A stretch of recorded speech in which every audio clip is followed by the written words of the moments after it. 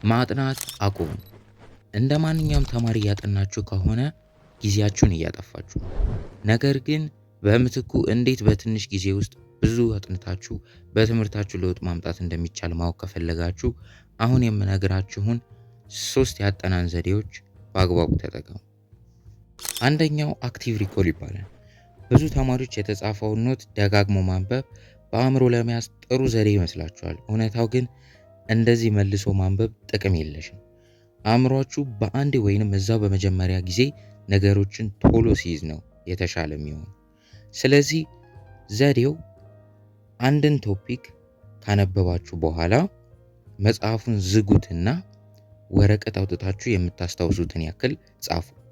ከዛም መጽሐፉን ከፍታችሁ እና ከጻፋችሁት ጋር አስተያዩት።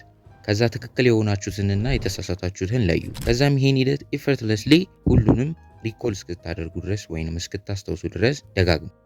ሁለተኛው ስፔስድ ሬፒቲሽን ይባላል። አስተውላችሁታል? ከዓመታት በፊት የሰማችሁትን ዘፈን ወይም መዝሙር ሊሆን ይችላል ግጥሙን እንደምታስታውሱ፣ ነገር ግን ያለፈውን ሳምንት ያጠናችሁትን ማስታወስ አትችሉም። ምክንያቱም አእምሯችሁ በጊዜ ብዛት የሚደጋገም ነገርን ስለሚያስቀድም ነው። ብዙ ተማሪዎች የሚሰሩት ስህተትም መሸምደድ ነው ወይንም በአንድ አጥንቶ አእምሮ ውስጥ ይቀራል ብሎ ማሰብ ነው።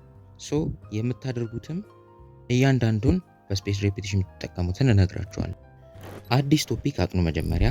ከዛ ከ24 ሰዓት በኋላ ከልሱት። ከዛ ከ3 ቀን በኋላ ድጋሚ ከልሱት። ከዛም ከ2 ሳምንት አንዴ ከልሱት። ከዛ በወር አንዴ ከልሱት። ከዛ አእምሯችሁ ውስጥ ይቀራል ማለት ነው። ሶስተኛው ፖሞዶሮ ቴክኒክ ይባላል።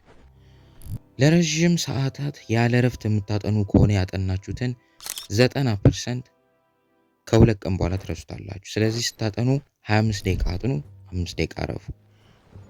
ከዛም ይህን 4 ይደጋግሙትና ከአራተኛው በኋላ ለ30 ደቂቃ እረፍት ሰዱ። ከዛም ደግማችሁ ይህንን አድርጉት።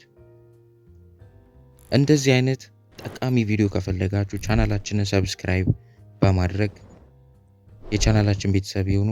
ሰላም ሰንብቱ።